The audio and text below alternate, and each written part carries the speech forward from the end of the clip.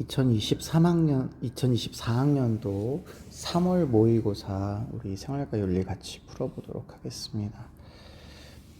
첫 시험이라서 좀 많이 어려운 그런 느낌이었지만 우리가 공부를 한다면 막 엄청나게 이렇게 어려운 그런 내용은 아니었다고도 볼 수 있을 것 같아요. 대체적으로 그 고난이도 문제들이 뭐 60% 이상 되는 문제들이 꽤 많았던 걸로 봐서는 이게 처음 생윤을 접하는 친구들한테는 꽤나 좀 어려웠을 수도 있기 때문에 점수가 잘 안 나오거나 생윤에 대해서 조금 부담이 있다면 자꾸 이렇게 반복적으로 생윤에서 나타내는 어떤 어휘나 표현들이나 사상가들을 좀 친숙하게 만들어 두실 필요가 있을 것 같습니다. 아직 그 내용 정리가 완전히 안 되신 부분들이 많이 있기 때문에 내용에 대해서 좀 마스터를 좀 한다라는 생각을 바탕으로 문제를 봐주시면 좋을 것 같네요. 1번 문제 보겠습니다. 윤리학의 핵심 과제 묻는 문제입니다. 가부터 보시면요. 윤리학은 개인 생활 및 사회 구조 속에 존재하는 도덕적인 현상과 인과관계를 경험적인 지식으로 가치 중립적으로 기술하는 데 주력하고 있다라고 되어 있으니까 요거는 뭐 우리가 너무 많이 했었던 기술 윤리학에 대한 설명이다라고 볼 수가 있겠네요. 나를 보시면 윤리학은 타당한 도덕 원리를 바탕으로 생명, 정보, 환경 등 다양한 영역의 도덕 문제에 적용 가능한 실천적인 대안을 모색해야 된다. 요걸 주력해야 된다. 물론 그걸 위해서 도덕 원리를 이제 바탕으로 확인을 하고 있습니다만, 그러면 어쨌든 규범 윤리학인데 그 중에서도 이론을 만드는 걸 강조하는 게 아니라 주력되어지는 그런 포인트가 어떤 문제를 해결하는 거, 대안을 모색하는 거, 여기에 주력하고 있으니까요. 실천 규범 윤리학의 특징이다. 이렇게 볼 수가 있겠네요. 자, 그러면 1번 보겠습니다. 기술 윤리학은 삶의 방향 정립을 위한 도덕 원리, 삶의 방향 정립을 위한 우리 도덕 원리가 곧 도덕 규범이죠. 도덕 규범을 탐구하는 게 목적이라기보다는 요거에 대해서 인과적 관계나 뭐 사실을 경험적으로 서술하는 것이죠. 그래서 요거는 기술 윤리학에 대한 설명이 아니고 규범 윤리학에 대한 설명이구나 이렇게 볼 수 있겠습니다. 2번 윤리학이 학문으로서 성립 가능한지 검토하는 것, 우리가 요거 학문으로서 성립 가능한지를 검토하는 데 있어서 학문의 주요 어떤 관점이 있는 학문은 메타윤리학의 특징이죠. 메타윤리학의 특징이고 기술윤리학의 특징은 아니다 이렇게 보시면 되겠습니다. 3번 도덕 명제를 구성하는 개념의 의미 분석, 개념의 의미, 언어의 의미, 논리의 증명 이런 것들을 분석하는 것들은 역시 메타윤리학의 관점이 되시겠습니다. 메타윤리학이 주로 하는 일인 거죠. 4번 도덕 문제 해결을 위한 구체적인 지침을 제공한대요. 문제 해결, 여기 도덕 문제 여기 나왔잖아요. 도덕 문제에 어떻게 해결할 것인지에 대해서 구체적인 지침을 제공한대요. 이거는 윤리적인 어떤 기준으로 지침을 제공을 하겠죠. 그러면 이거는 맞는 설명이라고 보실 수가 있는 거라고 보시면 되겠고요. 5번 도덕 추론 과정이 타당한지 논증하는 것을 주력하는 것은 메타윤리학의 특징이라고 볼 수 있기 때문에 정답은 4번이라고 우리가 금방 찾을 수 있을 것 같습니다. 자, 2번 문제 보겠습니다. 삶과 죽음에 관련된 문제입니다. 적절한 것을 고르시면 되겠고요. 갑을 보시겠습니다. 모든 좋고 나쁨은 감각에 달려 있답니다. 감각, 이성이 아니라 감각, 감정, 경험 이런 거에 달려 있다라는 거죠.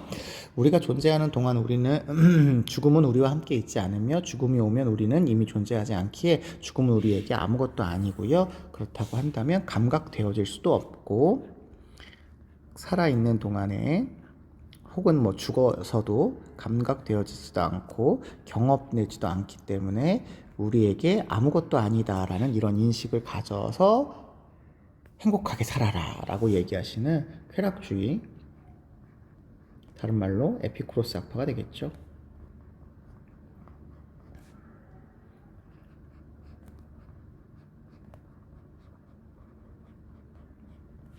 아, 에피쿠로스 학파는 쾌락주의라는 거 하나와 그 다음에 원자론을 이야기하는 유물론적인 세계관을 좀 기억해 주시면 좋을 것 같습니다.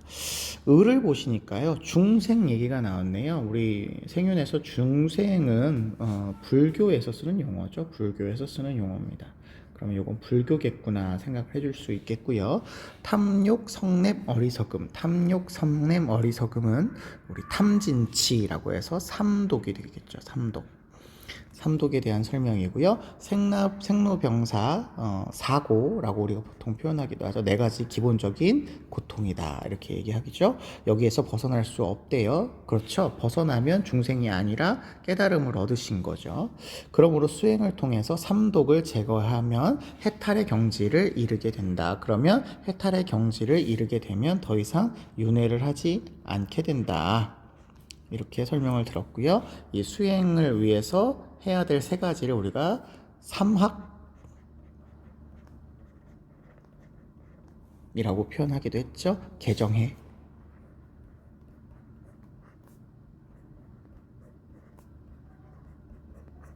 네, 이렇게 표현하기도 했었습니다. 불교의 기본적인 관점이라고 보시면 되겠습니다. 자, 기억 볼게요. 에피쿠로스는 자신의 죽음을 경험할 수 있다, 경험할 수 없어야 되겠습니다. 살아있는 동안에 죽음이 오지 않았으므로 경험할 수 없고요. 죽음 이후에는 우리가 감각이 소멸하기 때문에 죽음을 경험할 수 없다 라고 해야 돼서 죽음할 수 없다 그러면 안 된다 라고 했으니까 기억은 맞는 답이 되겠습니다. 니은 중생은 열반에 이르러야 다음 생에 행복을 보장받는다 라고 했는데요. 열반에 이르렀다, 다른 말로 해탈의 경지에 이르렀다, 이런 표현이거든요. 이상적인 경지에 이른 인간은 불교에서 더 이상 윤회하지 않습니다. 윤회하지 않기 때문에 니은은 틀린 답이다 보시면 되겠고요.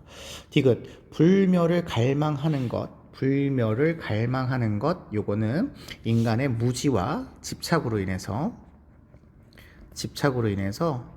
이런 갈망이 생겨나는 거죠. 이런 것들을 버려야 인간은 깨달음을 얻을 수가 있는데, 이게 갈망하게 되면 인간에게 생사가 반복되는 윤회의 고통이 생긴다. 윤회의 고통이 생긴다. 이렇게 얘기하시니까 디귿은 맞는 선지가 되겠고요. 리을 갑과 을이고요. 인간의 영혼은 죽음 이후에도 사라지지 않는다라고 되어 있는데요. 에피쿠로스의 입장에서는 죽음 이후에 인간의 영혼은 소멸하죠. 원자론을 이야기한다고 했잖아요. 죽음 이후에 인간의 영혼은 소멸한다 이렇게 보시면 되겠습니다. 흩어지거나 소멸한다, 둘 다 맞는 표현이 됩니다. 2번이 정답이라고 보시면 되겠습니다. 3번 보시죠. 3번은 이제 마지막에 나오는 이제 국제관계에 관련된 단원이고요. 한번 보겠습니다. 국가는 자신을 제외하고는 어느 누구에게서도 명령이나 지배를 받지 않아요. 한 국가를 다른 국가에게 병합시킨다면 그것은 도덕적인 인격체로서의 국가의 지위를 파괴하는 것이랍니다. 그러니까 다른 나라에 이렇게 병합할 수 없다라는 거죠. 팔거나 매매하거나. 그래서 국가를 물건으로 간주하는 것은 잘못된 거다를 얘기하셔야 됩니다. 평화연맹이라는 조직이 있어서 국가의 권력에 대해 어떤 지배를 목표로 하지 않는데요. 평화연맹이 필요한데 개별 국가에 대해서 지배를 하지 않는다는 거죠. 지배를 하지 않는다. 이 연맹은 국가 자체의 자유를 지속시키기 위해서, 그걸 보호하기 위해서 존재하는 것이고, 별다른 이유가 없는 한 다른 국가의 자유를 보호하고 지속시켜 나가는 게 평화연맹이다. 이렇게 얘기하시는 분은 우리 칸트 선생님이 되시겠습니다. 영구 평화론 이야기하시는 칸트 선생님 되겠습니다. 1번 모든 국가는 이방인에 대해서 환대권을 보장하는데요. 이게 무조건적인 보장이 아니라 평화적으로 처신하는 한이라는 제한이 있죠. 그래서 무조건적 보장은 아니고요. 2번 국가 간의 평화 조약 필요는 합니다만 이게 평화를 위한 충분 조건은 아니에요. 그래서 영원한 평화가 보장되지는 않습니다. 영원한 평화를 위해서 필요한 조건인 거지 이렇게 완벽하게 보장하는 충분한 조건은 아니다. 3번 영구평화 실현, 당연히 원하는 바이지만 어떠한 전쟁도 허용될 수 없다. 물론 칸트는 기본적으로 전쟁을 반대하지만 허용되지 못하는 전쟁, 허용될 수 있는 전쟁을 구분할 때 방어 목적의 전쟁은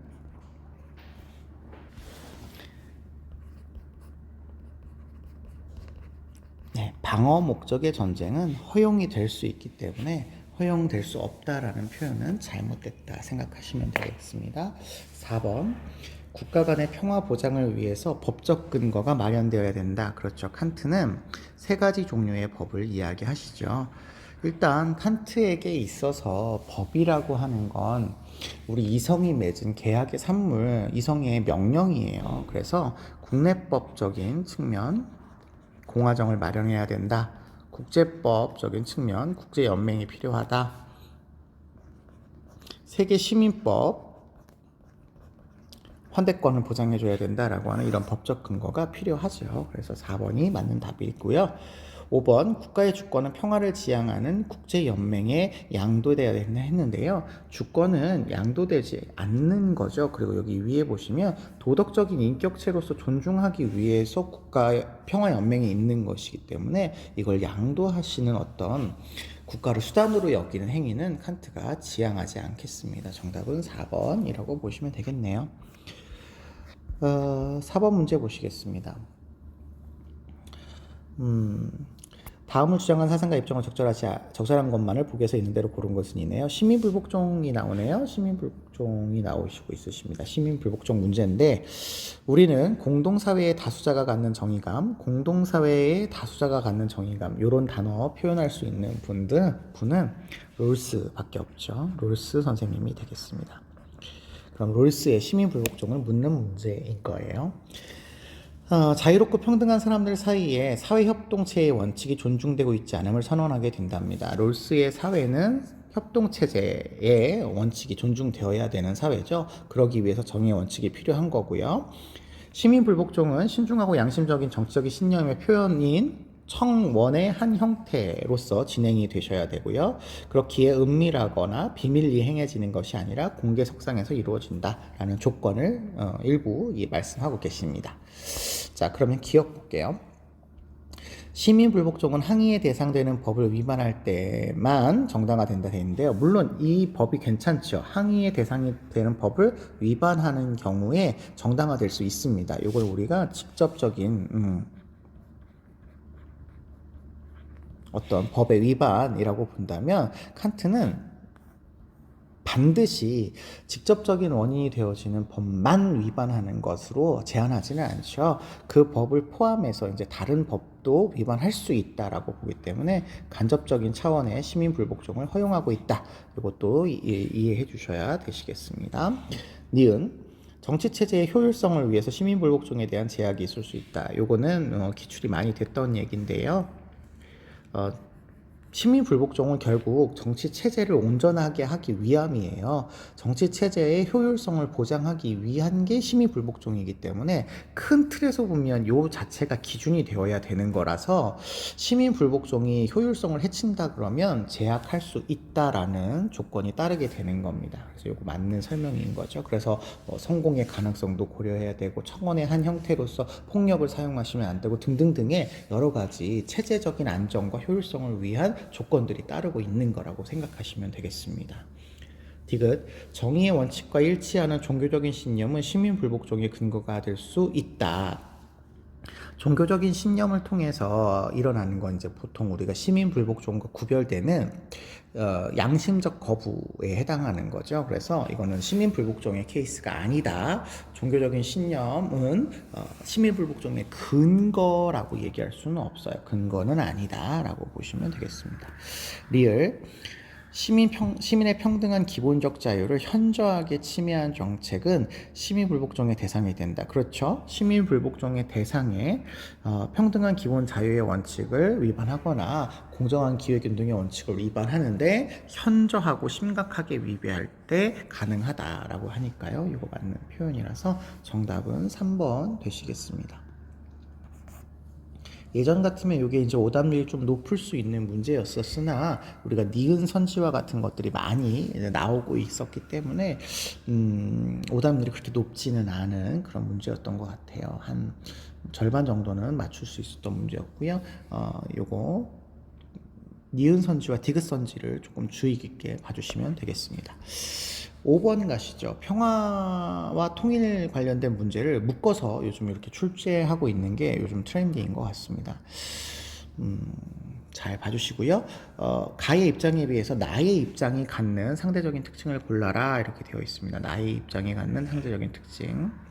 자, 가를 보실게요. 한반도에서 전쟁의 위협이 해소돼야 하는 가장 중요한 이유는 경제적 이익 때문이랍니다. 경제적 이익.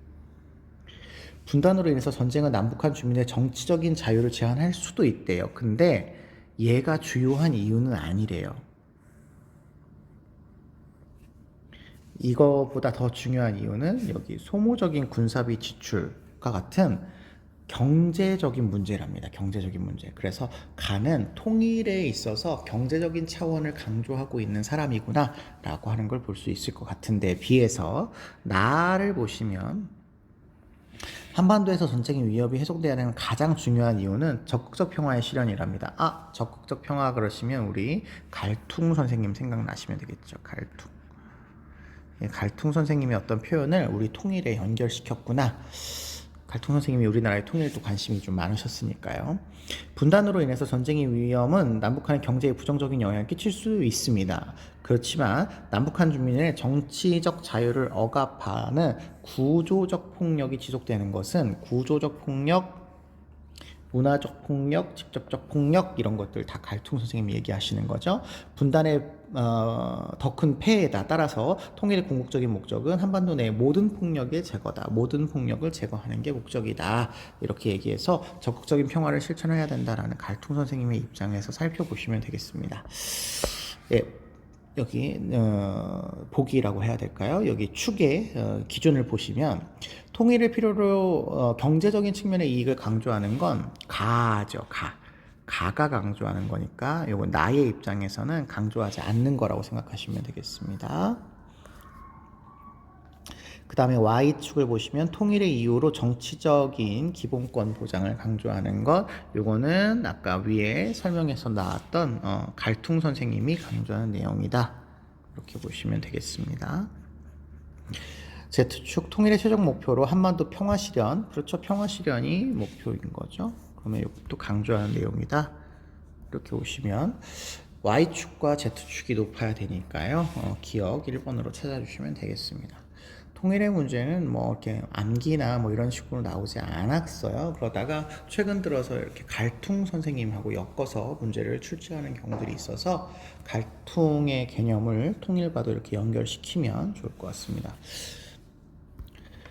뭐 그렇다 하더라도 갈퉁의 개념도 그렇게 뭐 어려운 개념도 아닐 뿐더러 통일에 이제 적용을 하다 보니까 갈퉁 선생님의 일반적인 얘기 이런 것들을 중심으로 얘기할 수밖에 없어서 통일의 문제가 조금 쉽게 출제가 되고 있다라고 알아두시죠. 자, 6번 보겠습니다. 갑을 사상가 모두가 긍정의 대답을 할 질문입니다. 갑을 보시면 오름으로 말미암아 그름이 있다. 그렇단 얘기는요. 오름 때문에 그름이 있다는 거지 절대적인 오름이나 절대적인 그릇은 없다라는 것이에요. 그래서 요거는 상대적인 어떤 관점이다. 이렇게 얘기할 수 있겠습니다. 상대적이다. 오름과 그름은 상대적인 것이지 절대적으로 오름이나 절대적인 그름이 없다. 이런 얘기인 거죠. 절대적으로 구분할 수 없다. 그릇 때문에 말미암아 오름이 있는 거랍니다. 성인은 이쪽과 저쪽의 구분에 의거하지 않는답니다. 구분을 하지 않는데요.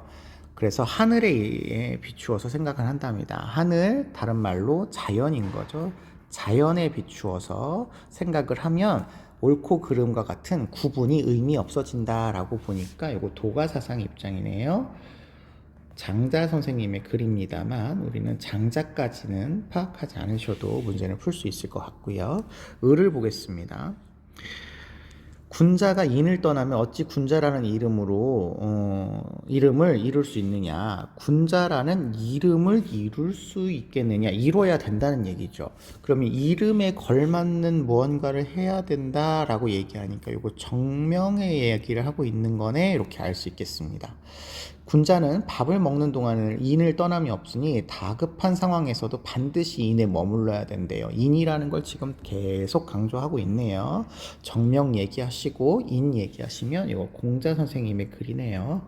그러면 이거는 우리는 유교 사상가의 글이구나 이렇게 생각하시면 될 것 같습니다. 자, 두 사람 모두 다 긍정의 대답을 할 질문을 고르시는 겁니다. 자, 1번. 마음의 수양을 통해서 도를 따르면서 살아야 된다. 장자에게 도는 위에 나오는 자연의 법칙인 도죠. 하늘의 도인 거고요. 그러니까 이거 맞는 거고, 공자 선생님에게 도는 인의 예지의 도니까 이것도 맞는 얘기가 됩니다. 그래서 정답은 1번이라고 바로 나오시게 되고요. 2번. 인위적인 규범에서 벗어나서 무위의 삶을 추구해라 그러면 공자 선생님은 무위의 삶을 추구하지 않고 인위적인 규범에서 벗어나는 것도 아니지요. 그래서 공자 선생님은 반대에 되는 얘기를 하셔야 될 것 같고요. 장자와 같은 도가 사상은 긍정할 말이고요. 3번 차별 없는 사랑을 인의 출발점으로 삼아야 된다 그러시면 좀비 친소의 구별을 하는 유교에서는 아니라고 대답을 해야 될 거겠죠. 차별 없는 사랑이 아니라 구별하는 사랑이다 이렇게 얘기하셔야 될 것 같고요. 도가에서는 이런 표현을 쓰지는 않지만 맥락적으로 봤을 때는 자연의 어떤 사랑이라고 하는 게 인이라고 봤을 때는 이게 이제 긍정될 수 있는 표현이라고 볼 수 있겠습니다. 구별하지 않는 거니까요. 물론 이런 표현을 안 했어요. 안 했으니까 사실은 뭐 맞지 않는 답이긴 합니다. 4번 12선악을 분별하고 자연의 질서에 순응해라. 자연의 질서에 순응해라 라고 하는 측면에서 장자가 맞을 수도 있겠지만 12선악을 분별해라 그러면 장자는 틀리게 됩니다. 그래서 이거 X이고요. 반면에 공자 선생님 입장에서는 12선악을 분별하고는 맞을 수 있지만 자연의 질서에 순응해라 라는 말을 할 수가 없으시죠. 하늘의 명령에 따라라 이렇게는 얘기할 수 있겠지만 그래서 이거 두 개 다 틀린 답이고요. 5번 성인이 제정한 예를 바탕으로 만물을 평등하게 대해라 그러시면 장자 선생님의 입장에서는 성인이 제정한 예가 기준이 될 수가 없지요. 만물을 평등하게 대하는 건 맞지만 그래서 요거 X라고 보시면 되겠고요. 공자 선생님의 경우에는 성인이 제정한 예라고 얘기할 수가 없죠. 요거는 순자 선생님의 표현이고 성인이 제정한 예가 아니라 인간의 내면의 도덕성인 인이 겉으로 드러난 형식인 예인 거죠. 그래서 공자 선생님은 앞에도 틀렸고요. 만물을 평등하게 대하는 것도 해당되지 않을 것 같습니다. 그래서 정답은 1번이다 라고 알아두시면 되겠네요. 7번 문제 보시죠. 갑을 사상가들의 입장으로 적절한 것만을 보기에서 고른 것은 이고요. 갑을 보시면 이익평등 고려의 원칙이 나왔네요. 이익평등 고려의 원칙이 나왔으니까 요거는 싱어겠구나 이렇게 알 수 있겠고요. 어떤 공동체의 구성원이냐가 원조의 의무를 결정하는 차이점을 만들어낸다는 견해는 도덕적으로 정당하게 되기 어렵다. 그러니까 구성원이 어느 공동체의 구성원이냐, 즉 국가의 소속이 어디냐는 도덕적인 기준이 아니다 이런 거죠. 그러니까 평등하게 고려해줘야 된다. 친소를 구별하지 않는 기준을 적용해야 된다라고 보시는 싱어 선생님의 원조에 대한 입장이다 볼 수 있겠습니다. 을을 보시면 고통받는 사회, 질서 정연한 사회 얘기 나오시네요. 이 얘기는 롤스 선생님 얘기죠. 원조의 목적이 달성이 되면 정의로운 제도들을 지속하는 데 필요한 것을 넘어서는 요구는 정당화되기 어렵다라고 해서 원조의 차단점이 존재한다. 한계점이 존재한다. 라는 롤스 선생님의 얘기가 되겠습니다. 자, 그러면 기억 보시겠습니다. 싱어는 국내 부조가 해외 원조보다 우선되는 경우는 존재하지 않는다라고 말을 하는데요. 자, 싱어 선생님은 절대적인 법칙을 강조하는 그런 의무론적 사상가가 아니라 공리주의 사상가입니다. 공리주의 사상가는 가언명령이 기본이에요. 가언명령. 최대에서 최대 행복이라는 조건에 맞으면 하는 거고요. 안 맞으면 안 하는 거기 때문에 경우의 수는 존재를 할 수가 있어요. 원래 국내 부조와 해외 원조를 차별하면 안 되는데 공리주의적인 관점에 따라서 뭔가 국내 부조를 했을 때 최대와 최대 행복이 많이 산출되면 우선될 수 있고 해외 원조를 했을 때 최대한 최대 행복이 산출되면 우선하지 말아야 되는 것이죠. 그래서 조건에 따라서 달라지는 것일 뿐 차별을 하지는 않는다. 이렇게 오시면 되겠어서 존재하지 않는다 그러시면 정답이 아니게 됩니다.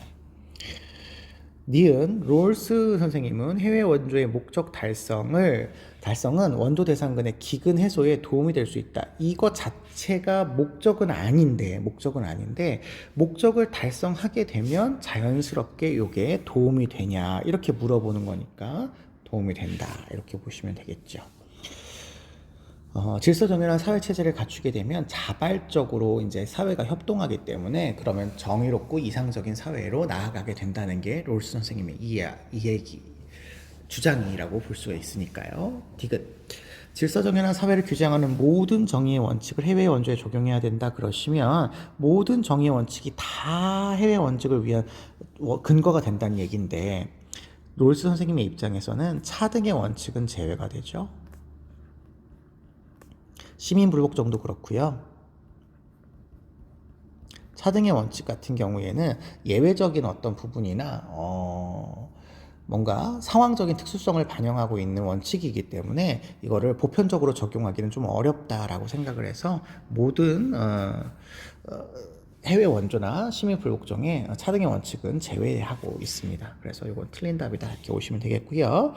리을 해외 원조는 원조 대상국의 정치적인 상황에 따라 중단될 수 있다. 자, 이거 정치적인 상황이라고 하시면 일단 롤스 선생님의 입장에서는 고통받는 사회라는 체제이냐 그렇지 않은 체제냐가 원조를 결정할 수 있기 때문에 이게 중단이냐 가능하냐를 결정한다라고 보실 수가 있겠습니다. 문제는 싱어잖아요. 싱어 선생님의 경우인데 싱어 선생님도 원조에 대한 효율성, 최대사 최대 행복이라고 하는 것을 고려해 보았을 때 정치적인 상황이 좋지 않은 국가에 원조하는 것이 효율성이 떨어진다면 원조는 안 할 수도 있게 됩니다. 그래서 싱어 선생님 입장에서 이거 맞는 표현이 될 수 있다라고 알아두시면 되겠습니다. 그래서 정답은 4번으로 찾아주시면 될 것 같아요. 8번 보시겠습니다. 다음을 정한 사상가의 입장으로 가장 적절한 것은 이라고 했는데 보시니까 담론 얘기가 나오네요. 그러면 요거 담론 윤리 얘기하시는 거고 우리는 대체적으로 하버마스 선생님이 되겠구나 라고 생각해 주시면 좋겠죠. 기존에 출제되었던 게 주로 하버마스 선생님 기준으로 출제를 됐으니까요. 자, 특징인데요. 담론 과정에서 적절하게 기여하는 아무도 배제하지 않아야 됩니다. 모든 이해관계자가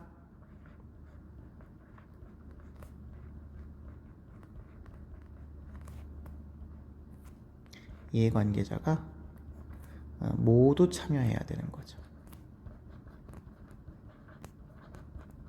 모두 참여해야 되는 겁니다. 그리고 모든 참여자는 담론 과정에 기여할 수 있는 똑같은 기회, 누구는 되고 누구는 안 되고 누구는 뭐 많이 주고 누구는 적게 주고가 아니라 똑같은 기회를 부여받아야 되고요. 외적 강제나 내적 강제도 없으셔야 됩니다. 자유롭게 자신의 의사를 표현할 수 있으셔야 됩니다. 자, 그런 의미에서 본다면 1번 담론을 거쳐서 도출된 결론에 대해서 재논의가 허용될 수 없다. 담론이라고 하는 게 의사소통의 과정을 통해서 결정을 내린다는 거니까 의사소통을 통한 재논의는 가능하다. 이렇게 오셔야 되겠죠. 2번 담론 과정에서 참여자는 사적인 욕구 표현해서 안 된다? 아니죠. 사적인 욕구도 자연스럽게 표현할 수 있으셔야 되시겠죠. 그래서 5번처럼 상호 주관적인 합의, 내가 사적인 욕구를 표현하지만 이걸 통해서 나의 욕구와 우리 모든 사람들의 욕구를 통합하는 그런 역할을 하고 있는 게 담론 윤리가 됩니다. 그래서 5번이 정답이 된다라고 보시면 되겠고 3번 담론 참여자는 다수결의 원칙 아니에요. 다수결의 원칙 아니고요. 담론 참여자의 모두의 동의로 담론은 결정되게 됩니다. 4번 담론을 통해 합의를 이루지 못한 경우에만 강제력을 요청된다 했는데 강제력의 사용은 안 되죠. 여기 위에도 강제력으로부터 자유로워야 된다라고 얘기하고 있어요. 그래서 어떠한 경우에도 강제력의 사용은 반대한다 생각하시면 되겠습니다. 그렇게 어렵지 않았던 문제가 되겠고요. 9번 보겠습니다. 기억에 들어갈 진술로 가장 적절한 것은인데요. 나는 성적 쾌락 추구 그 자체가 성관계의 목적이 될 수 있다고 본답니다. 따라서 성숙한 성인들이 상호가 동의해서요.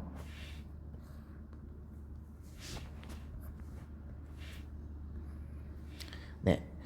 타인에게 해를 끼치지 않는다는 조건이 있다면 성적 관계는 도덕적으로 정당화될 수가 있답니다. 그러면 이분은 성적 쾌락 추구라고 하는 가치를 강조하시면서 동의를 기준으로 성적 관계를 정당화시키는 자유주의적 관점이 되겠죠. 자유주의의 관점이 되겠습니다. 그에 비해서 어떤 사람들은 사랑으로 결합된 부부가 사랑하셔야 된다네요. 그리고 부부여야 된다네요. 사이에서 출산은 하고요. 양육을 목적으로 해야 이 성적 관계를 도덕적으로 정당화된다라고 본답니다. 굉장히 여러 가지 조건이 까다롭게 달려 있죠. 보수적인 관점이다. 이렇게 볼 수 있겠습니다. 그렇다고 했을 때 비판을 하는 거죠. 자유주의가 보수주의를 1번 보겠습니다.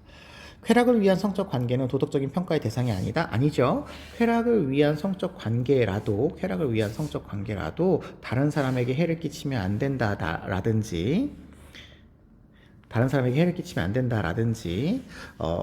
자유로운 동의를 전제로 하고 있냐라든지 이렇게 얘기를 할 수 있어야 되니까 여기 도덕 평가의 대상이 아니다라고 얘기하시면 틀린 답이 되겠습니다.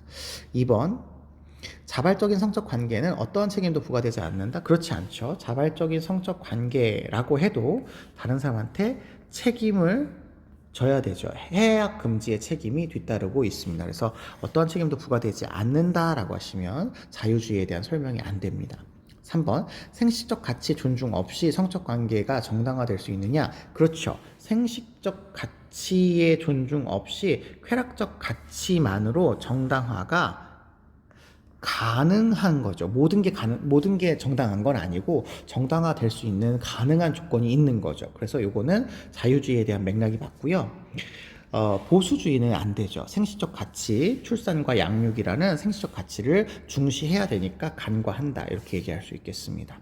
4번 성적 관계 정당화에 인격적 가치의 존중 필요하죠. 그렇죠. 인격적 가치의 존중, 서로 합의하는 동의의 과정이라든지 피해를 주면 안 된다라는 인격적 가치의 존중이 필요합니다. 그런데 보수주의도 필요하죠. 제가 아까 여기 표현을 잘못했네요. 간과한다가 맞는 거고요.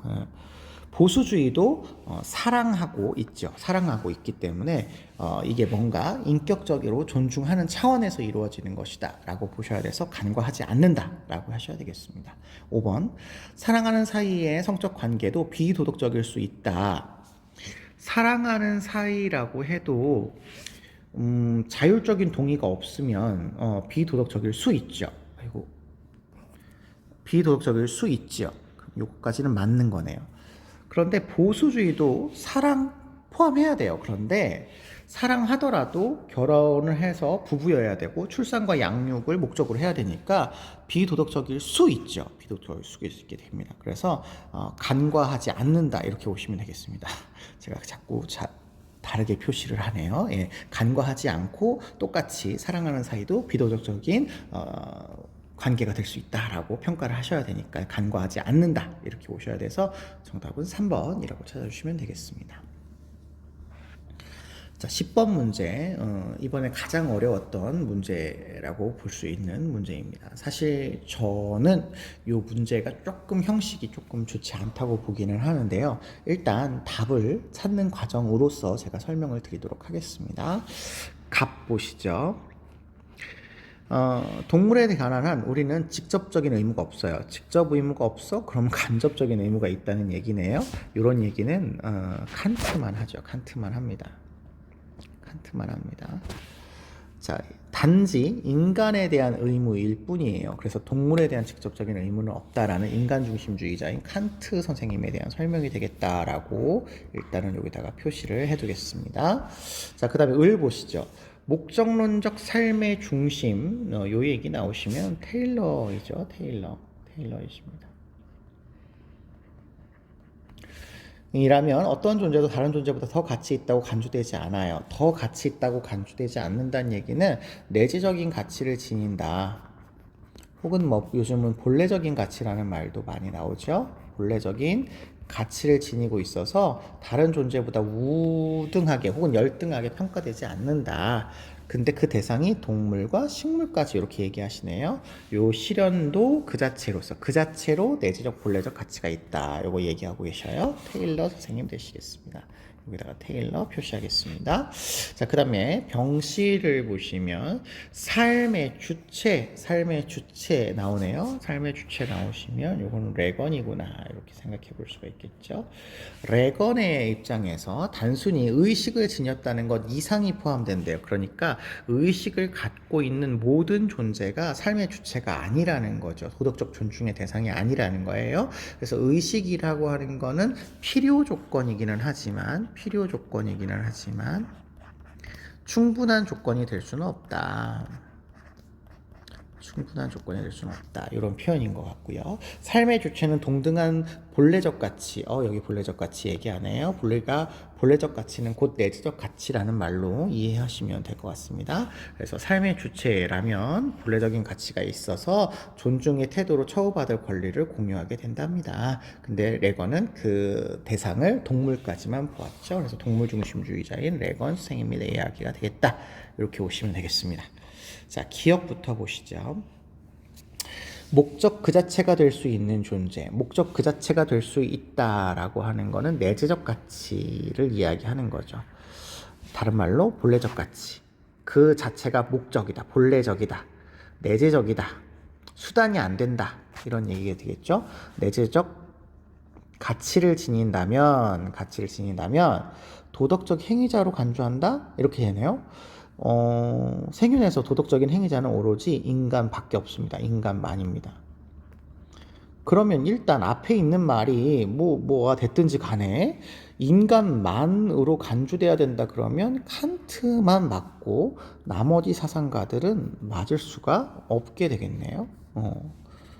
근데 이 말을 칸트는 하죠. 목적 그 자체의 본래적인 가치는 인간만 지녔다. 그러니까 이거는 칸트 선생님만 맞는 선지가 될 것 같아요. 그러면 기억은 정답이라고 표시할 수 있겠습니다. 니은 보시겠습니다. 쾌고감수 능력. 선생님은 요게 조금 선지가 이상한데 일단 볼게요. 칸트. 쾌고감수 능력은 도덕적 지위 결정하는 기준에 해당되지 않는답니다. 칸트는 쾌고감수 능력이 있냐 없냐가 도덕적 지위를 지니느냐 안 지니냐를 결정하는 기준이 아니죠. 도덕적인 행위를 할 수 있는 인간으로서의 어떤 이성을 가지고 있는 존재냐라는 걸 보기 때문에 그러니까 해당되지 않는다 그러면 칸트 선생님이 맞는 답이 됩니다. 테일러 선생님 보실게요. 테일러 선생님은 쾌고감수 능력 있으면 물론 도덕적인 지위를 지닌다라고 존중의 대상이 될 수 있겠죠. 존중의 대상이 될 수 있겠습니다. 그렇지만 쾌고감수 능력을 지닌다라고 해서 도덕적인 지위를 갖지 않는 건 아니죠. 쾌고감수 능력이 없다고 해서. 왜냐하면 테일러는 인간, 동물, 식물까지 도덕적인 지위를 지니기 때문에 식물인 존재는 쾌고감수 능력을 지니지 않아도 도덕적인 지위를 부여받고 있으니까 쾌고감수 능력이 도덕적 지위를 결정하는 기준은 아닌 거죠.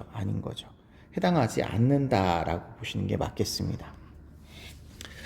자, 문제는 레건인데요. 레건 선생님은 도덕적 지위를 결정하는 기준이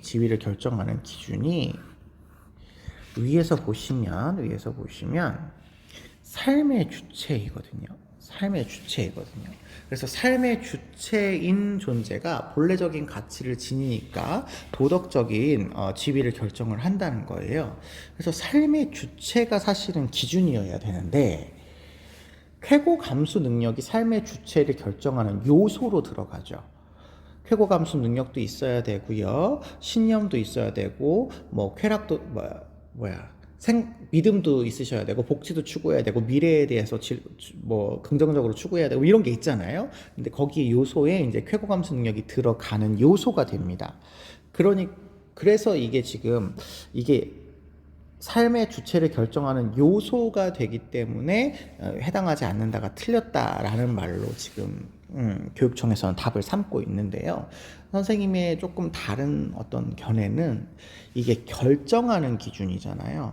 그러면은 쾌고감수 능력이 있느냐 없느냐가 결정한다 이런 느낌이라서 사실 이런 선지는 좀 바람직하지 않은 선지인 것 같아서 선생님은 살짝 조금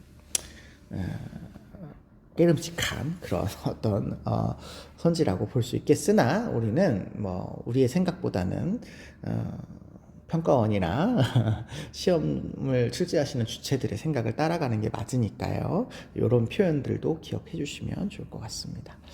디귿 보겠습니다. 인간의 가치 평가에서 독립해서 가치를 지닌 존재. 이런 말이 나오시면 인간의 평가에서 독립해서 가치를 지닌다. 그러면 이거 내재적 가치를 지닌다. 본래적 가치를 지닌다. 이렇게 생각해 주시면 되겠습니다. 를 이용할 때요. 이걸 이용을 한답니다. 해악보다 이익이 크면 정당화된다라고 얘기하시면 칸트는 인간이잖아요. 이 독립적이고 내재적 가치를 지닌 존재 인간인데 이익이 크다고 인간을 수단으로 이용할 수 있냐라고 얘기한다면 칸트는 그렇지 않다라고 대답을 하셔야 되겠죠. 그 다음에 테일러 선생님도 이게 독립해서 내재적이고 본래적인 가치를 지닌 존재를 이익이 크다고 무조건 정당화되는 게 아닌 거죠. 정당화되는 경우가 있는 것이지 무조건 해악보다 이익이 크면 정당화된다고 얘기하지 않을 겁니다. 자, 그 다음에 레건은 의무론적 관점을 주장하시는 분이기 때문에 내적이고 본래적인 가치를 지닌 존재는 이익에 따라서 목적적인 존재로 대하지 않아야 되는 거죠. 그래서 이것도 틀린 답이 될 수 있겠습니다. 그래서 이 세 사람 모두가 동의하지 않을 답이라서 들어갈 수가 없겠고요. 리을. 생명을 지니고 있는 객체. 여러분, 생명을 지니고 있는 객체 그러시면 제가 다른 색깔로 쓸게요. 생명을 지니고 있는 객체 그러시면 인간, 동물, 식물까지입니다. 식물까지. 개체, 많이 이런 거 좀 주의해야 되죠. 많이 의무의 대상이래요. 의무의 대상이래요. 될 수 있대요. 될 수 있대요. 자, 칸트 선생님의 입장에서 의무의 직접적인 대상은 인간밖에 없어요. 그래서 요거는 될 수 있지 않습니다. 인간만이어야 되니까요. 아닙니다. 자, 테일러 선생님이 중요한데요. 테일러 선생님은 생명중심주의니까 인간, 동물, 식물까지가 도덕적인 지위를 지니고 있고 이들을 도덕적으로 존중해야 되는 의무가 있습니다. 그런데 이 생명에 대한 의무를 이야기하실 때 불간섭의 의무에서 생태계 전체에 대해서 생태계에 대해서 불간섭해야 된다라고 하는 표현을 쓰기 때문에 생태계 안에 인간과 동물과 식물과 무생물이 의무의 대상으로 들어가게 돼버리죠. 그래서 여기 테일러가 동의하지 않을 말이 되시겠습니다. 동의하지 않을 말이 되시겠습니다. 제가 요거 잘못 표시했네요. 요거 칸트가 맞아야죠. 예, 인간이 여기 포함되니까 생명을 지니고 있는 개체만이 의무의 대상이 되는 거죠. 생명을 지니지 않은 무생물인 경우에는 의무의 대상이 안 되는 거죠. 맞죠? 자, 그 다음에 레건 보시겠습니다. 레건도 생명을 지니고 있어야 돼요. 동물과 인간, 일부 동물까지잖아요. 그러니까 생명을 지니고 있는 개체만이 의무의 대상이다. 그러시면 이거 맞는 표현이 될 수 있을 것 같아요. 그래서 이거 정답이 아니다. 보시면 되는데 얘가 중요한 겁니다. 테일러가 중요한 표현인 거죠. 테일러 선생님이 생명중심주의인데 생태계까지 의무의 대상으로 넣고 있다. 요거를 조금 기억을 해주셔야 될 것 같아요. 그래서 정답이 1번으로 찾을 수가 있겠습니다. 네. 다른 선지들은 그렇게 중요한 선지는 아닌데 리을 선지는 조금 잘 기억을 해주시면 좋을 것 같아요. 그리고 최근 들어서 이 본래적 가치라는 말을 조금 자주 쓰고 있기 때문에 그런 표현들도 좀 참고해서 기억해 주시면 되겠습니다. 11번 넘어가시겠습니다. 11번 전통 윤리학의 모든 도덕 명령은 도덕적 명령은 행위의 직접적인 영역에 제한되어 있었대요. 그러나 현대 기술이 산출하는 행위들의 규모와 대상이 너무 새롭기 때문에 전통 윤리만으로는 해결하기가 어렵다라고 얘기를 하네요. 전통 윤리의 틀로는 해결하기가 어렵다. 그래서 책임 윤리와 같은 새로운 윤리를 요청하게 되었다. 얘기하시니까 요나스 선생님의 얘기가 되겠네요. 요나스 선생님의 얘기가 되겠습니다. 1번, 현대는 인류가 미래에도 존속할 수 있도록 노력해야 된다. 그렇죠. 요나스의 책임 윤리는 인류의 생존과 존속의 기준이 있는 거죠. 맞는 답이 되겠습니다. 2번, 과학기술에 대한 공포는 윤리적인 책임의 범위를 축소시키는 게 아니라 무한정으로 확대시켜놨죠. 이게 틀린 답이 되겠네요. 3번, 현 세대에게는 미래 세대에 대한 일방적 윤리적 책임. 그렇죠. 행위를 할 수 있는 거는 현 세대 인간이기 때문에 일방적인 책임을 져야 됩니다. 맞습니다. 4번, 인간이 책임져야 될 대상에는 비이성적 존재. 그렇죠. 인간이 생존하기 위해서는 생태계까지 책임을 져야 돼요. 그래서 비이성적인 존재가 포함될 수 있게 됩니다. 맞는 얘기죠. 5번, 인간이 책임질 수 있는 능력에서 책임져야 되는 의무가 비롯된다. 그렇죠. 의무론자예요. 그래서 의무는 능력에서 나온다. 이렇게 얘기하고 계셔야 되겠습니다. 책임질 수 있는 능력이 있는 현 세대가 미래 세대와 생태계를 책임지고 있으니까요. 그래서 정답은 2번 찾아주시면 되겠고요. 12번 보겠습니다. 다음을 주장한 사상가 입장에서 문제 상황 속에 A에게 제시할 조언인데요. 사상가는 이성적인 존재는 자기 자신뿐만 아니라 모든 이성적인 존재를 수단이 아니라 언제나 동시에 목적 그 자체로 대우해야 된다. 이렇게 얘기하네요. 칸트의 목적성 정식이네요. 칸트 선생님 되시겠습니다. 제시문을 보시니까 고등학생 A는 세뱃돈으로 무선 이어폰을 동생에게 사주기로 약속하는 것을 지킬지 평소 후원하는 단체로부터 받은 감사 편지에 감동하여 추가로 기부할지 고민 중이랍니다. 정원 명령을 따르시면 되겠죠. 1번, 인간이 마땅히 따라야 될 의무를 동기로 삼아서 행위하시랍니다. 이게 정답이네요. 사실 그런데 이거 칸트가 어떻게 해야 될까요? 이거 참 어려운 얘기네요. 칸트가 답은 명료하게 해줄 수는 없을 것 같아요. 구체적인 상황에 따라서 답은 할 수 없겠지만 원리 자체는 이렇게 의무에 따라서 해라 라고 얘기하겠죠. 2번, 어떤 대안이 최선의 결과를 낳을지 계산해라. 결과를 고려하지 않고 행동하죠. 3번, 자신의 주변 사람들로부터 인정받을 수 인정이라고 하는 어떤 것들의 기준, 외부적인 조건을 기준으로 적용하지 않죠. 4번, 지적인 덕과 품성적인 덕을 갖춘 사람을 본받아서 다른 사람의 기준을 받아들이는 게 아니라 자기의 도덕적인 기준에서 출발을 하셔야 됩니다. 5번, 자신의 선택에 따른 쾌락의 질적 차이를 고려해서 쾌락의 질적 차이가 됐던 쾌락을 고려해서 행동하는 행동은 도덕적인 행동이 아니죠. 감정이나 쾌락이나 결과를 고려한 행동은 도덕적인 행동이라고 볼 수가 없겠습니다. 그래서 정답은 1번 되시겠습니다. 다음 문제 보도록 하겠습니다. 13번 문제. 13번 문제도 꽤나 어려워하는 사람들이 있던데 수업에서 우리가 이 부분을 자세하게 다룰 거라서 혹시 배우지 않으신 분들이 이해가 안 가시더라도 지금 당장 급하지 않다 생각하시고 차근차근 공부를 해주시면 좋을 것 같아요.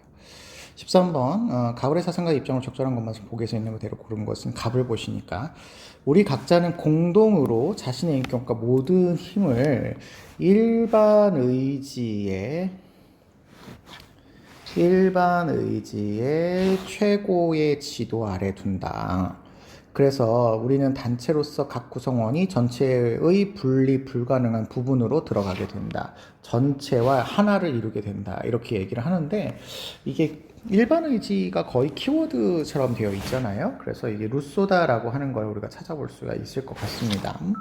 일반 의지의 경우는 이제 사람들의 의지를 모은 것이 아니라 공통의 의지가 되고요. 공동의 선을 지향하는 의지죠. 그래서 항상 옳은 의지이고 좋은 의지이고 공동의 선을 지향하는 의지이기 때문에 모든 사람들이 원하는 의지다. 이렇게 보시면 되겠습니다.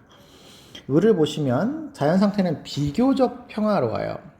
비교적 평화로워요. 이 얘기는 이제 처음에는 이제 평화로웠지만 이제 자연 상태의 어떤 문제점으로 인해서 나중에 문제가 된다는 건데 뒤에 가면 요게 문제인 거죠. 공동의 재판관이 없어요. 공평무사한 이 재판관이 없고 이 재판관이 있더라도 이걸 공적으로 집행할 수 있을 만한 힘이 없는 거죠. 그래서 이 상태에서는 각자 모두 자연법원의 집행권을 원래는 가지고 있지만 이제 포기하게 되고 그래서 이걸 이제 신탁해서 다른 사람한테 맡기는 거죠. 믿고 맡겨서 정치사회라고 하는 새로운 계약적인 사회를 만들게 된다라고 보는 요 사상가는 로크 사상가입니다. 근데 자유주의 아버지죠. 자, 그랬을 때 기억 보겠습니다. 루소는 일반 의지 얘기가 나오네요. 언제나 올바르며 공공의 선을 지향한다. 그렇죠. 이게 일반 의지의 정의니까 요거는 기억해 두시고 계셔야 됩니다. 우리 모두가 원하는 의지로서 공공의 선을 지향하고 있기 때문에 항상 이 일반 의지는 옳은 의지다 이렇게 생각을 하셔야 되겠습니다. 니은 재산에 대한 권리, 소유권과 관련된 권리죠. 소유권이 대표적인 권리죠. 재산을 소유할 수 있는 권리. 이 소유권은 사회계약에 의해서만 형성된다 되어 있는데요. 사회계약 이전의 자연 상태에서도 소유권과 자유로울 권리, 자유에 대한 권리, 그리고 생명에 대한 권리 이렇게 세 가지가 있었고 이걸 이제 보장하기 위해서 국가가 들어서는 것이니까요. 사회계약에 의해서만 형성된다 그러시면 틀린 답이 되겠습니다. 그 다음에 디귿 보시면 두 사람 모두인데요. 계약 참여자들이 만장일치의 동의로 사회계약이 성립한다. 예, 여러분 사회계약은 계약자들은 다 동의해야 됩니다. 동의하지 않는 사람이 들어올 수가 없죠. 계약자라면 당연히 우리가 계약서 쓸 때 갑을 관계 얘기할 때 갑과 을이 서로 계약에 동의를 해야 계약이 성립을 하는 거니까 만장일치지 누구는 하고 누구는 안 하고 이럴 수가 없어요. 그래서 이거는 맞는 표현이다. 정답은 디귿. 기억 디귿 이렇게 찾아주시면 되시겠습니다. 14번 보시겠습니다. 갑을 사상가의 입장으로 가장 적절한 것은 입니다. 최근에 동양과 서양을 이렇게 콜라보해서 출제하는 경우가 많지는 않은데 간혹 이렇게 한 번씩 나올 때가 있어요. 그래서 아까 우리 삶과 죽음에서도 그렇고 지금 여기 직업 파트너에서도 이런 식의 문제가 출제가 될 수 있다라는 거를 좀 유념해 두셨으면 좋겠습니다. 자, 보시죠. 갑 먼저 보실게요. 대인의 일이 있고 소인의 일이 있답니다. 생윤에서는 대인, 소인 이렇게 구분하시면 거의 대부분은 맹자 선생님으로 올 수가 있겠구나라는 기본적인 생각을 가지고 우리가 가셔야 되겠죠. 뒤에 설명도 보시면 남에게 다스려지는 자는 남을 먹여 살려주고 남을 다스리는 자는 남에게 얻어먹을 것이 천하의 공통된 의리다라고 해서 뭔가 의로움을 강조하고 있는 맹자 선생님의 얘기구나 라고 알 수 있겠습니다. 그에 비해서 을을 보시면요. 사람마다 국가 안에서 자신의 천성에 가장 어울리는 한 가지 일을 해야 된대요. 근데 국가에는 세 계층이 있으니까 이 세 계층 중에 한 가지 일을 해야 된다는 거죠. 자신의 일을 하고 남의 일에는 간섭하지 말아야 된답니다. 이런 게 그 사회의 정의다. 이렇게 얘기하시면 요거는 플라톤 선생님이 되시겠네요. 플라톤은 국가가 세 계층을 이루어지죠. 세 계층을 이루어져서 각각의 역할을 해야지 사회적으로 정의가 출현한다라고 보고 있으시니까요. 자, 그러면 1번 맹자는 대인과 소인은 모두 생산을 위한 육체노동에 힘써야 된다. 육체노동을 하는 노력자가 있고 정신적인 노력을 하는 노심자가 따로 있어서 이 둘이 각자의 일을 해야 되는 거죠. 그렇지만 이 둘의 일의 관계를 통해서 상호 의존적이고 보완적인 역할을 한다. 이렇게 생각을 하고 계시는 거죠. 모두 할 필요는 없습니다. 2번 통치자와 백성의 직분은 구분되면서도 상호 보완적이다. 이 말이 정답인 거죠. 그렇죠? 3번 플라톤은 정의로운 국가에서 수호자의 재산 축적을 허용해야 된다. 수호자는 통치자와 방위자를 합친 말이에요. 방위자를 합친 말이고 좁은 의미를 얘기를 해도 통치자를 의미하기 때문에 재산을 허용하지 않습니다. 재산을 갖는 것을 얘기하지 않습니다. 그 다음에 4번 계층 간의 역할 교환을 바탕으로 사회질서를 유지해야 된다. 계층 간의 역할 교환은 큰일 나는 일입니다. 각자가 각자의 일을 해야 되는데 자유롭게 역할을 교환하는 거는 사회를 혼란하게 만드는, 정의롭지 못하게 만드는 일인 거죠. 5번, 모든 구성원에게 동일한 직무가 주어질 때 정의로운 국가가 완성된다. 각자가 맡은 역할을 해야 되죠. 맹자의 경우에는 노력하는 일, 왕은 노심하는 일, 플라톤은 세 계층에 따른 세 역할을 해야 되기 때문에 모두가 동의하지 않을 말이네요. 정답은 2번. 15번 보겠습니다. 역시 난이도가 좀 높았던 오답률 2위의 문제가 될 것 같습니다. 75%가 넘어가는 오답률을 보이는 문제인데 사실 이 문제는 그렇게 어려운 문제는 아니에요. 그래서 공부를 해보면 여러분이 아직 처음이니까 조금 어려울 수도 있겠으나 해보면 요 정도까지는 풀 수 있겠고, 사실 요거보다 조금 더 어렵게 나와야 이제 변별력 있는 문제가 될 수 있다라고 보셔야 되기 때문에 요 정도는 우리는 좀 공부를 해둬야 되는 수준이다 라고 파악을 해주시면 좋겠습니다. 볼게요. 공정으로서의 정의에 있어서 평등한 원초적인 입장, 원초적인 입장을 설정하시는 분 자체가 롤스밖에 없습니다. 롤스밖에 없어요. 롤스고요.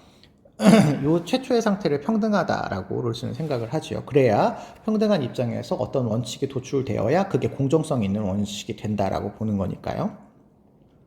당사자들은 자신이 선이라고 생각하는 것을 증진시키게 된답니다. 평등한 입장에서 자신의 선을 이제 얘기를 해서 원칙을 정한다라는 거죠. 이들은 모두 당사자들이 받아들일 수 있는 원칙에 합의하게 된답니다. 그게 이제 정의의 원칙이 되는 거고, 이때 모든 당사자들이 이제 받아들일 수 있는 하나의 원칙인 정의의 원칙이 도출된다라고 롤스는 생각을 하고 있는 거였죠. 자, 그러면 갑은 롤스구나 라고 생각을 해주시면 되겠습니다. 자, 을 보겠습니다. 소유권적 정의론, 소유가 곧 정의다 얘기하시는 분은 노직입니다. 노직 선생님 되시겠죠. 그래서 이분의 경우에는 소유물의 취득의 과정, 이전과 양도의 과정, 시정의 과정이 정의의 원칙이 되어서요. 요걸 통해서 분배의 기준을 세워야 된다라고 얘기하시는 분입니다. 각 개인의 소유물이 정당하면 소유로부터 파생된 전체 집합도 정당하다. 이렇게 얘기하셔서 소유가 곧 정의다. 이렇게 보시는 분입니다. 자, 기억부터 보겠습니다. 사회 전체 이익을 최대화하는 것이 최우선 분배의 원칙이 되어야 되느냐? 자, 롤스의 입장에서 롤스는 첫 번째 원칙이 있고 두 번째 원칙이 있잖아요. 첫 번째 원칙은 모든 사람들의 기본적인 권리를 평등하게 보장해줘야 된다는 평등한 자유의 원칙이고요. 두 번째 나오는 원칙이 이제 공정한 기회균등의 원칙이고, 마지막 원칙이 차등의 원칙이 되는데, 지금 여기서 설명하는 이 원칙은 사회 전체에게 이득이 최대화되는 것이라고 하는 원칙은 어떻게 생각하면 차등의 원칙이라고도 볼 수 있고, 어떻게 생각하면 요거는 최다 최행을 의미하기도 하죠. 이거 공리주의 원칙이잖아요. 그러면 이게 최우선의 분배냐? 라고 봤을 때 롤스는 당연히 동의할 수 없습니다. 당연히 동의할 수 없어요. 롤스는 이런 말에 동의하지 않을 거기 때문에 롤스에 대한 설명 아니고요. 당연히 노직은 내 재산에 대해서 누가 간섭하는 거를 반대하시는 분이기 때문에 노직 입장에서도 이거 반대한다. 이렇게 보시면 되겠습니다. 니은 볼게요. 롤스 입장에서 정의로운 사회의 시민입니다. 이미 정의로운 원칙이 적용되는 질서정연한 사회의 시민이에요. 타인의 복리에 관심을 갖는가? 관심을 갖지요. 원초적인 입장에서는 타인의 이익에 무관심하지만 정의로운 사회는 사회 협동체예요. 사회 협동체는 다른 사람들과 무관하게 우리가 살아가는 게 아니고 정의의 원칙에 따라서 모든 사람들이 공정하게 이윤을 분배받을 수 있는 사회가 되기 때문에 다른 사람의 복리에 관심을 갖게 됩니다. 관심을 갖게 되죠. 맞습니다. 디귿, 정의의 원칙을 채택할 때 공정한 분배 결과에 대한 독립적인 기준은 없죠. 결과에 대한 어떻게 분배한 게 바람직한 분배인지에 대한 결과에 대한 기준은 롤스에게 없습니다. 그래서 롤스의 그 정의의 원칙을 순수 절차적 정의라고 하죠.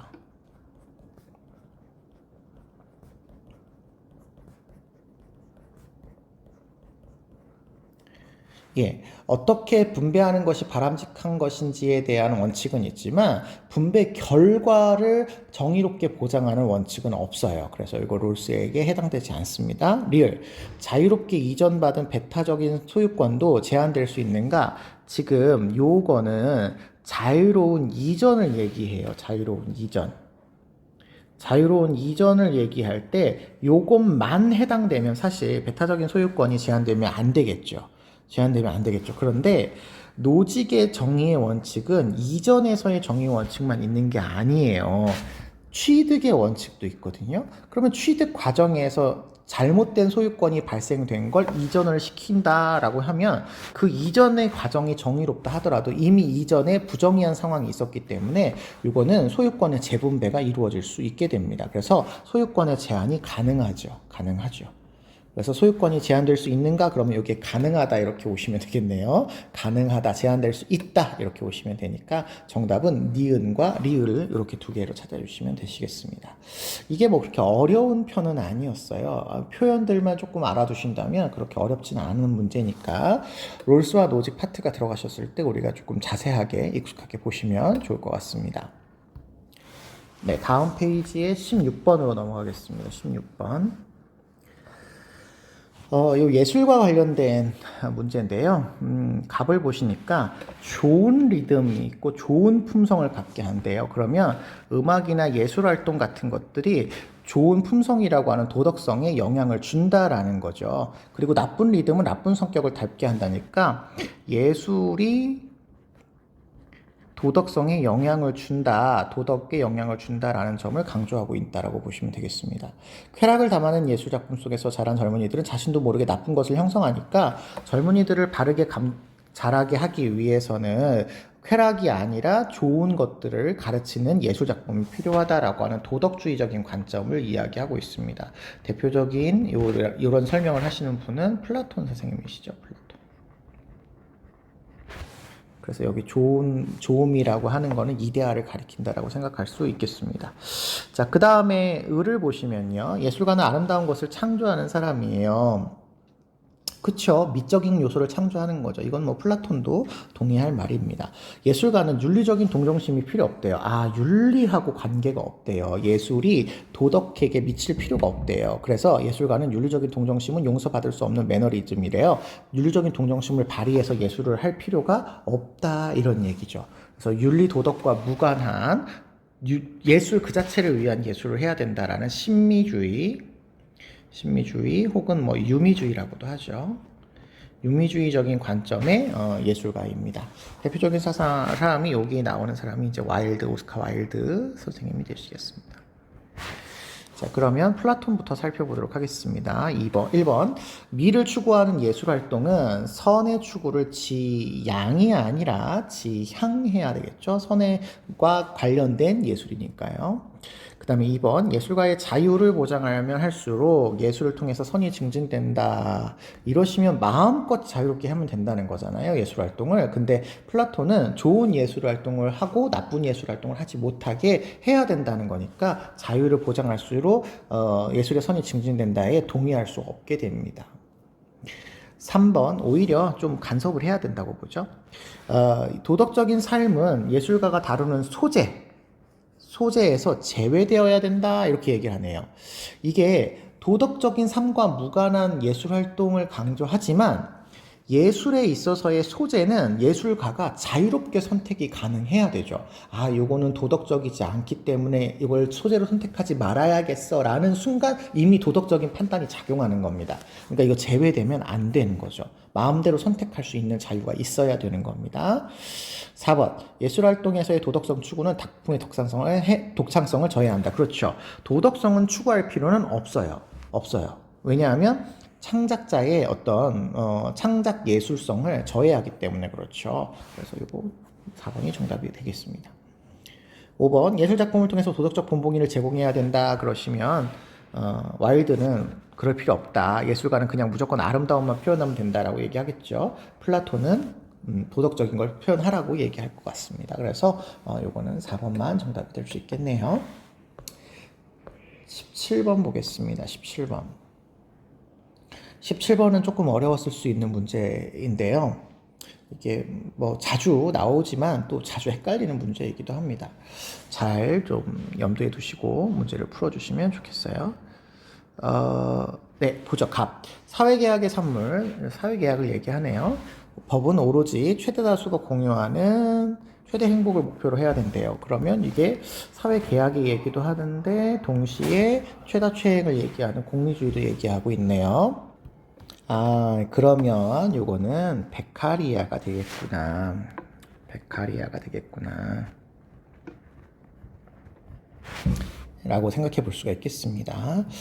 벤담은 사회계약 얘기하지 않으니까요. 사형은 잔혹한 형벌로부터 공공선에 유용하지 않으므로 부당하다. 그쵸. 그래서 이분은 종신노역형이 바람직하다. 이렇게 생각을 하시죠.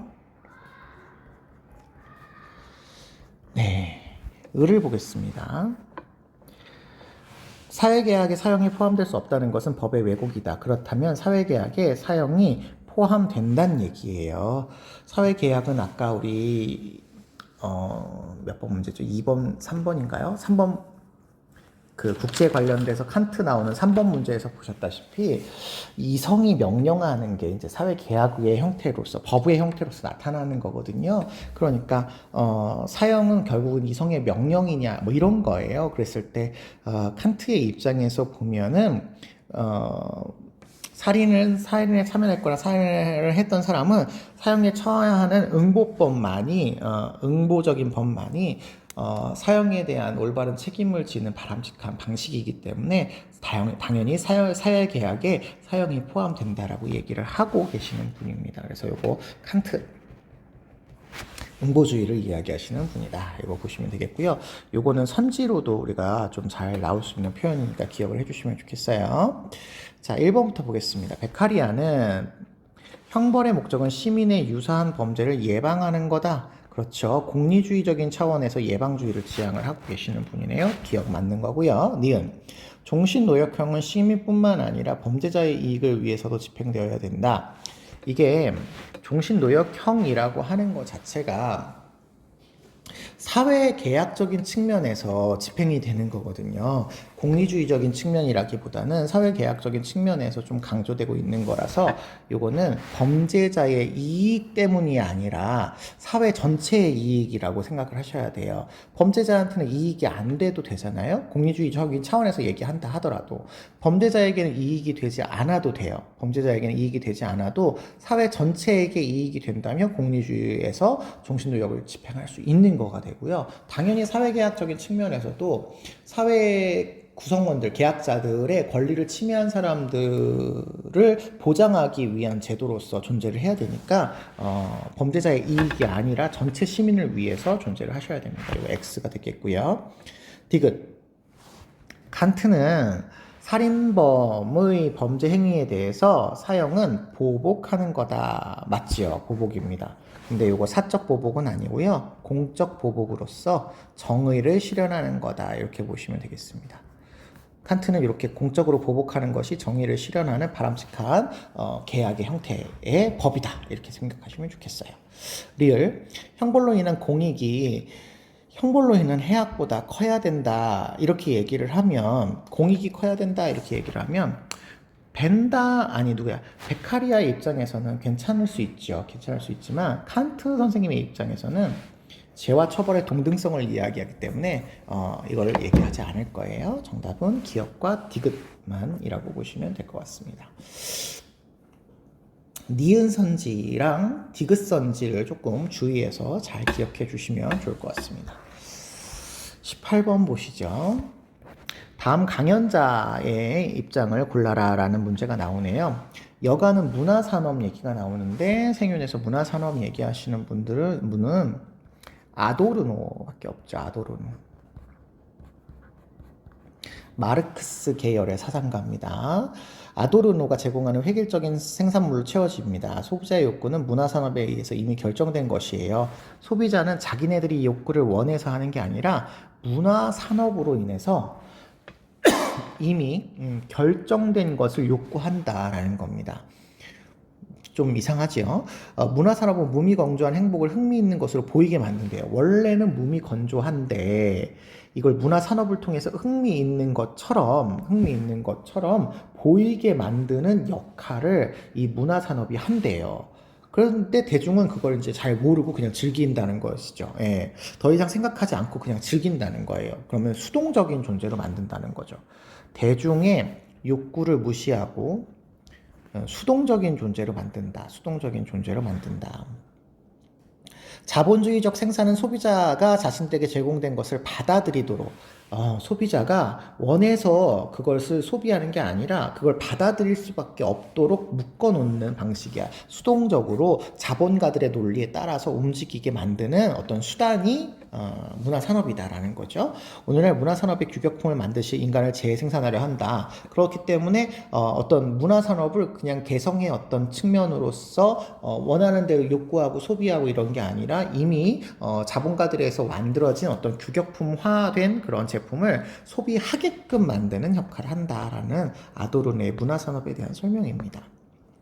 마르크스적이라고 생각하시면 돼요. 그래서 1번 대중이 주체적으로 사유할 수 있도록 도와준다. 주체적으로 사유하면 좋은 건데 그러지 못하도록 규격화시키죠.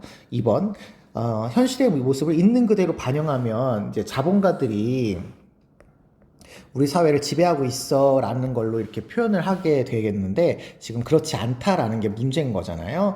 뭔가 꾸며주고 자본가들의 논리에 의해서 지금 너네들이 잘 하고 있는 거야 라는 식의 왜곡을 일으키게 되는 거죠.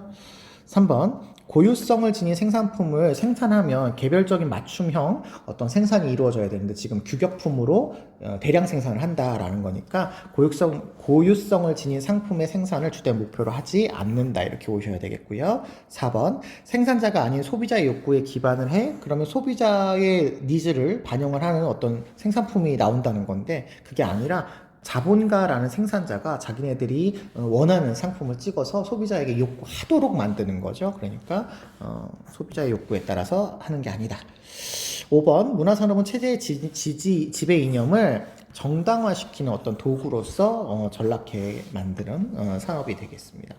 그래서 지배자들이 소비자들한테 욕구를 채워주고 있으니까 지금 우리가 이렇게 지배하는 게 당연해 라고 하는 그런 내용을 심어주게 되죠. 정당화시키게 되죠. 5번이 정답이 되겠습니다. 자, 19번 보실게요.